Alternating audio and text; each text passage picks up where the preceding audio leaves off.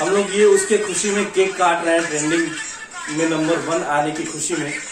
और सबसे बड़ी खुशी की बात है कि आज हमारे बीच में यहाँ पे स्टूडियो पे केक काट रहे हैं हम लोग। यहाँ पे संजय भी आए हैं, मिलन भी है, उदेश भी आए, धीरू भी आए, सोनू भी है, और अपने विकास भैया है, और बद्री भैया और विकास भैया को विशेष करके धन्यवाद कि उन्होंने इतने अच्छे केक का यहाँ पे प्रबंध किया। भैया है, सभी भाइयों का बहुत बहुत स्वागत है। और हम चाहते हैं कि अब केक काटा जाए।